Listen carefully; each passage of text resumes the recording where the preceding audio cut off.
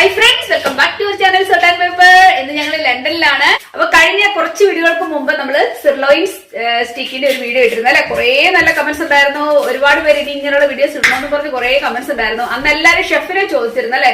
ഏതാണ് ഈ ഷെഫിന്റെ മുഖം കണ്ടില്ല എന്ന് വെച്ചു ഭയങ്കര വിഷമത്തിൽ കുറെ പേര് മെസ്സേജ് ഇട്ടിരുന്നു. അപ്പൊ എന്തായാലും നമുക്കിന്ന് ഷെഫുമായിട്ടുള്ള വീണ്ടും ഒരു കൂടിക്കാഴ്ചയാണ്. ഞങ്ങളുടെ ബെസ്റ്റ് ഫ്രണ്ടാണ് കേട്ടോ. അപ്പോൾ ഇന്ന് ഉണ്ടാക്കാൻ പോകുന്നത് നമ്മുടെ മലയാളികളുടെ സ്വന്തം, പ്രത്യേകിച്ച് നമ്മുടെ കോട്ടയംകാരുടെ കപ്പ ബിരിയാണിയാണ് ഉണ്ടാക്കാൻ പോകുന്നത്. ഷെഫിന്റെ കുക്കിംഗ് ആയിരിക്കും ഇന്ന്. ഞാൻ ജസ്റ്റ് നോക്കി നിന്ന് കമന്ററി പറയാൻ മാത്രമേ ഉണ്ടാവുള്ളൂ കേട്ടോ. അപ്പം എന്തൊക്കെയാണ് നമ്മൾ ചെയ്യുന്നത് കണ്ടു നോക്കാം. ഞാൻ ഞങ്ങളുടെ മെയിൻ ഷെഫ് നിബു ബ്രദർ കേട്ടോ കേട്ടോ കേട്ടോ. അപ്പൊ ഞങ്ങൾ ഇന്ന് കപ്പ ബിരിയാണി ഉണ്ടാക്കാൻ പോവാണ് അല്ലെ നിബു?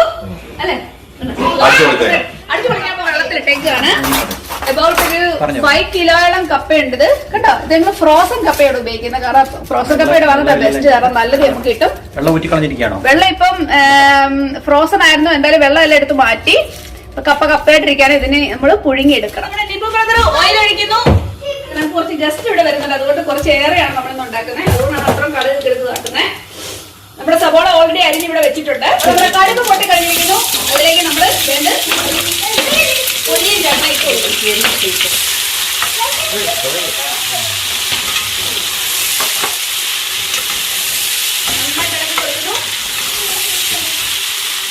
കറിവേപ്പില വരുന്നുണ്ട്. നമ്മളിവിടെ നോർമലി കീപ്പ് ചെയ്ത് ബീഫ് ഉള്ളതുകൊണ്ട് കുറച്ച് ബേലി കൂടെ നിബു ആഡ് ചെയ്യുന്നുണ്ട്.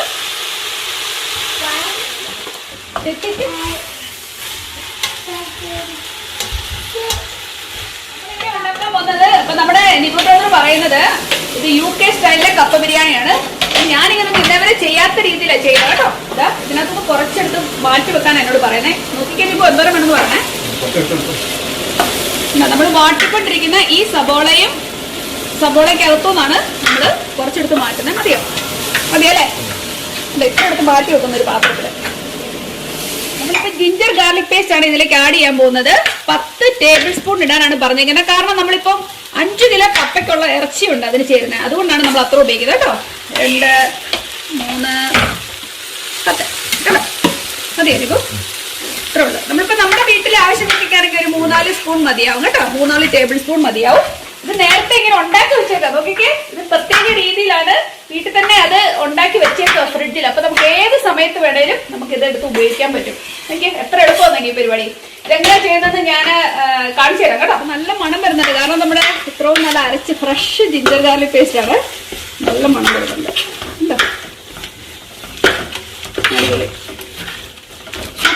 അപ്പൊ നമുക്ക് ഇതിനു വേണ്ടിയുള്ള മസാല തയ്യാറാക്കാം. അപ്പൊ നിബു പറഞ്ഞ അനുസരിച്ചിട്ട് ഇതാ മഞ്ഞൾപ്പൊടി ഞാൻ 4 സ്പൂണാണ് ഇതിനകത്ത് ചേർക്കാൻ പോകുന്നത് കേട്ടോ. 2, 3 and 4. നമുക്ക് ഇത്രയും പേരില്ല, അതുകൊണ്ടാണ് കേട്ടോ. ഇനി നമുക്ക് കാശ്മീരി ചില്ലിപ്പൊടിയാണ് ഉപയോഗിക്കുന്നത്. കാരണം കുട്ടികളൊക്കെ ഉള്ളതല്ല, അവർക്ക് അത്ര എരിവ് പറ്റാത്തത് കൊണ്ട് നമുക്ക് കാശ്മീരി ചില്ലി പൗഡർ ഇതുപോലെ തന്നെ ഞാൻ 4 സ്പൂണാണ് ചേർക്കുന്നത് കേട്ടോ. നോക്കിക്കോളൂ. and 4.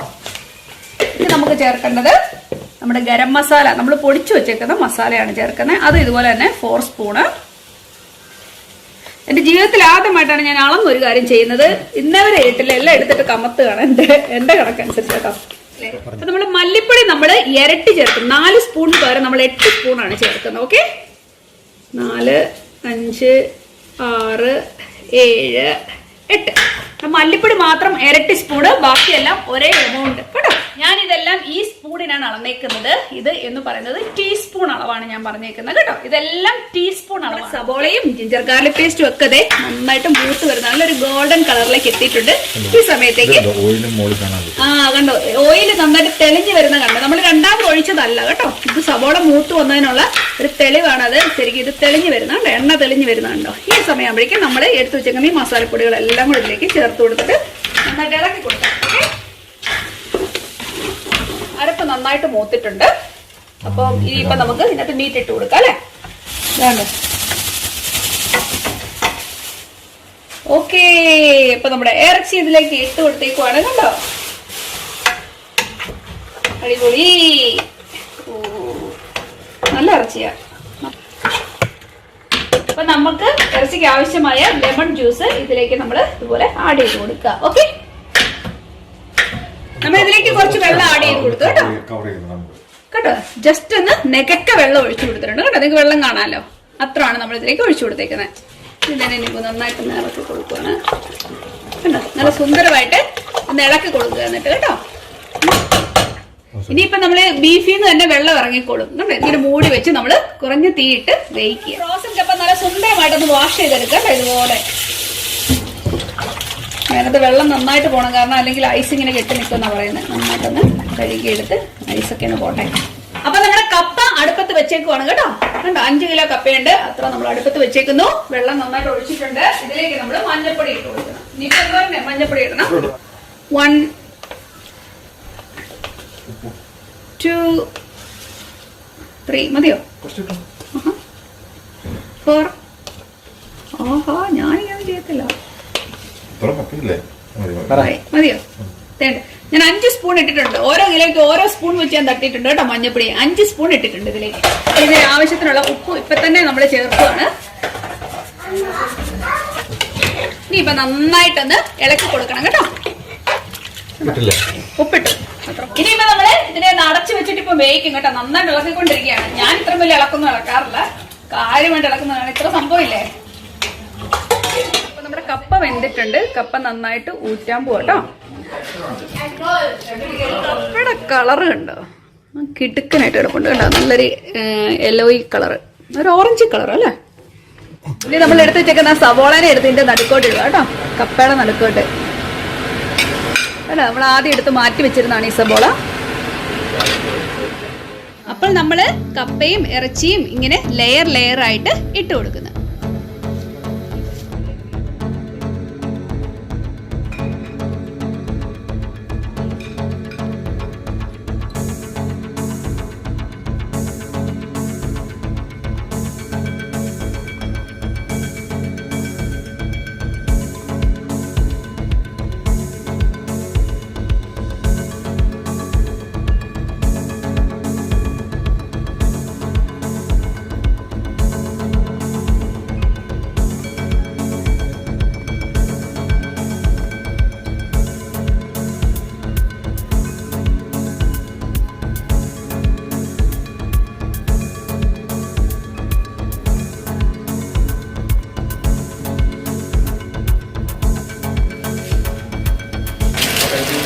നമ്മുടെ ആ സബോളയിലേക്ക് നമ്മൾ തേങ്ങ ചേർക്കുന്നുണ്ട്, ചിരകിയ തേങ്ങ കേട്ടോ. ഞങ്ങൾ ഇവിടെ ചേർക്കുന്നത് നമ്മുടെ ഫ്രോസൺ തേങ്ങയാണ്, അതുകൊണ്ടാണ് നിങ്ങൾക്ക് ഇങ്ങനെ ഷീറ്റ് പോലെ കാണുന്നത് കേട്ടോ. അതിപ്പം അതുപോലെ നന്നായിട്ട് മൂപ്പിച്ചെടുക്കണം കേട്ടോ. തേങ്ങയും ഉള്ളി അതുപോലെ തന്നെ കറിവേപ്പിലയും കൂടെ നമ്മൾ നന്നായിട്ട് മൂപ്പിച്ച് ഒരു ഗോൾഡൻ ബ്രൗൺ ആകുമ്പോൾ നമ്മൾ ഇതിലൂടെ ഇതിലേക്ക് മസ്റ്റാർഡ് ഉണ്ട് കേട്ടോ, മറക്കല്ലേ. അതുകൂടെ കടുക് അതുകൂടെ ഇട്ട് നമ്മൾ മൂപ്പിച്ചെടുക്കുക. എന്നിട്ട് നമ്മൾ ഇതിലേക്ക് ആഡ് മുഴുവൻ ഇട്ടേക്കാനാണ്.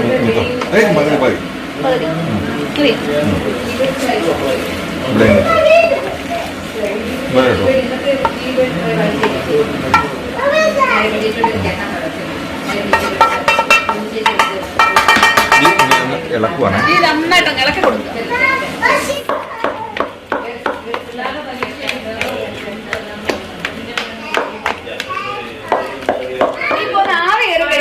നമ്മുടെ കപ്പ റെഡി. സൂപ്പർ. നമ്മുടെ കപ്പ ബിരിയാണി റെഡിയാണ്.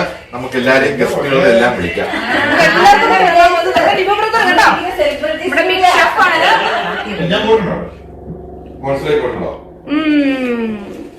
നമ്മുടെ കപ്പ ബിരിയാണി സൂപ്പർ ആയിട്ടുണ്ട്. ടേസ്റ്റ് എത്രയാണെന്ന് എനിക്ക് പറഞ്ഞറിയിക്കാൻ പറ്റുന്നില്ല, അത്രയ്ക്ക് നന്നായിട്ടുണ്ട്. നിങ്ങൾ എല്ലാവരും ട്രൈ ചെയ്യുക. അപ്പൊ നിങ്ങൾ ഇഷ്ടപ്പെട്ടാല് ലൈക്ക് ചെയ്യുക, ഷെയർ ചെയ്യുക, സബ്സ്ക്രൈബ് ചെയ്യുക. വീണ്ടും നല്ല സബ്ജക്റ്റുമായിട്ട് ഉടനെ തന്നെ കാണാം. അതുവരേക്കും താങ്ക് യു, ബൈ.